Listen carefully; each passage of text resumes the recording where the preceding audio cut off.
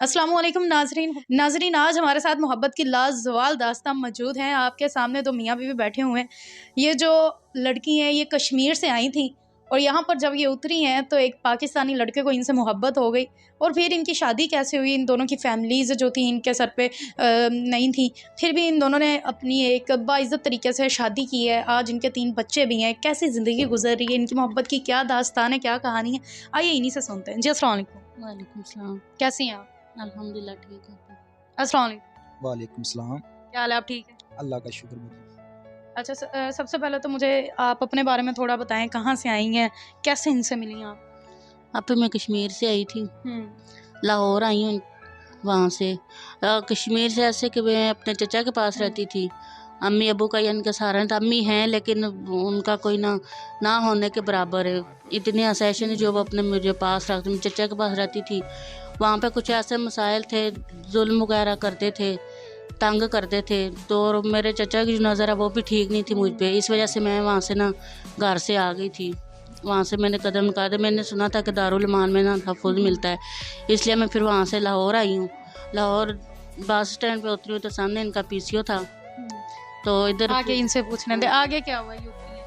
ये अभी मैंने देख रहा था, ये जब उतरी हैं वहाँ पे ना मतलब कि बेचारी डरी हुई थी, काफ़ी उधर खड़ी हुई थी।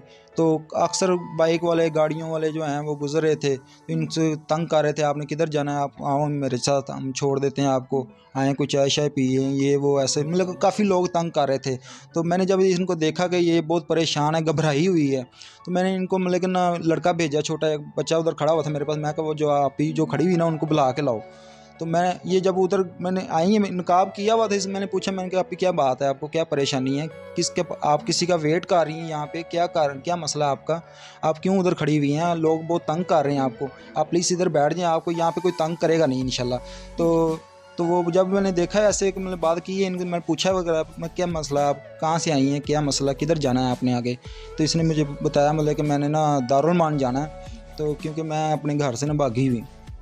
मैं कहा सही। तो उनको बिठाया, मैंने पूछा, मैं कहा पैसे वगैरह हैं आपके पास, किराया वगैरह ये वो। कहते मुझे कुछ भी नहीं पता, ना मेरे पास पैसे हैं ना कुछ है।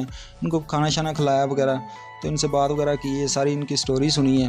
तो बाद में फिर मैंने इसको अपनी स्टोरी सुनाई। मैंने कहा आप भी हमारे जैसी ही हैं, कोई बात नहीं, लेकिन हम आपकी हेल्प करेंगे जहाँ तक भी होगा, जहाँ तक भी होगा हम आपके साथ चलेंगे, आपको अपनी बेगम बनाएंगे। हमने तो ये ठान लिया, यही थी। अब मुझे तो नहीं पता इनके जहन में उस टाइम क्या बात थी, लेकिन उन्होंने मुझे कहा था कि आप 2-3 दिन सोच लें अच्छी तरह से, आपने कहाँ जाना है कहाँ नहीं, तो उसके बाद आप जाके कि मैं आपको छोड़ दूँगा। अगर आप समझती हैं, बेहतर समझती हैं, तो मैं आपके सामने हूँ, देखें मुझे, मैं जिस हाल में भी हूँ। अगर आप चाहती हैं तो मेरे साथ निकाह कर लें, मैं आपको अपनी इज़्ज़त बनाऊँगा। फिर 3-4 दिन सोचने का मुझे टाइम दिया था इन्होंने। पहले तो मैंने बहुत रट गया, मैंने कहा नहीं आप मुझे दारुल मान छोड़ दें, मैंने उधर ही जाना। फिर काफ़ी लोगों से मैं इन्होंने भी मुझे बताया, इनके कज़न वगैरह आए तो उन्होंने मुझे बताया कि ना आप ऐसा ना करें, वहाँ पे भी जो है ना इज़्ज़त सेफ़ नहीं है लड़कियों की, आए दिन लड़कियों को लेके जाते हैं। फिर मैंने सोचा बहुत ज़्यादा, मैंने कहा आगे ज़िल्लत की ज़िंदगी से बेहतर है बंदा इज़्ज़त की ज़िंदगी बना के बैठ जाए, एक घर में किसी की इज़्ज़त बांध के बैठ जाए, वो बेहतर है। तो फिर आपने हाँ कर दी? हाँ जी। सर अब आप बताएं कुछ।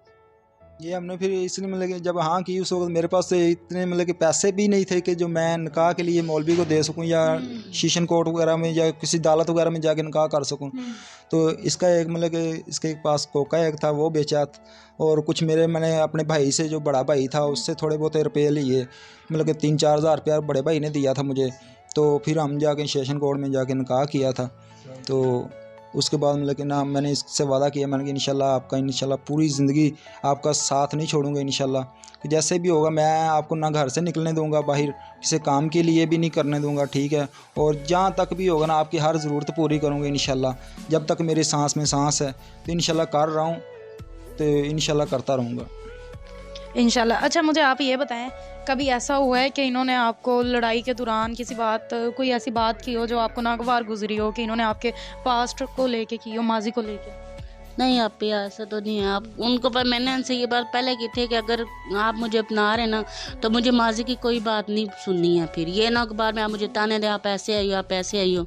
लेकिन अल्हम्दुलिल्लाह अल्लाह का शुक्र है, उसके बाद ने कोई ऐसी बात नहीं की मुझे जो मुझे माजी की तरफ लेके जाए। अच्छा, आपकी अम्मी जो थी वो किधर है अब? अम्मी उधर ही थी गांव में, लेकिन आप ही कुछ मसाइल ऐसे, अब्बू का ज़हनी तवाज़ुन ठीक नहीं था। वो तो जैसे इनकी स्टोरी है ना, वैसे अब्बू मेरे भी वैसे ही, अब्बू को कभी हमारी ये औलाद ही नहीं है, उनको तो पता भी नहीं है। तो अम्मी थी, वो बेचारी अकेली थी। एक दो भाई थे मेरे, एक की तो शादी हुई थी खाला की बेटी से, तो वो भी बस ऐसे ही ना होने के बराबर था।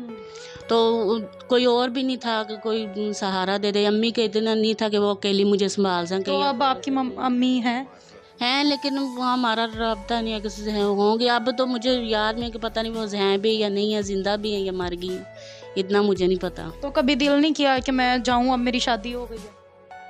अब भी उस जगह पे जाने के क्या फ़ायदा जहाँ से मुझे इतने दुख मिली हैं। जब मैंने अम्मी है, लेकिन जब मैंने बचपन ही अपने चचा के घर गुजारा है, तो मम्मी का तो फिर क्या इंसान करे। तो उधर से भी मिलने नहीं जाती थी अम्मी से? जाते थे, ईद के ईद जाते थे, बस 2 दिन के लिए, 3 दिन के, इतनी ज़्यादा छुट्टी नहीं होती थी भाइयों को, वो भी आगे नौकरी करते थे किसी के पास। तो 2-3 दिन के लिए जाना, फिर वापस आ जाना। एक होता है ना कि माँ बाप के पास मुसलसल रहो तो उनका प्यार इंसान को मिलता, वो बात तो थी नहीं।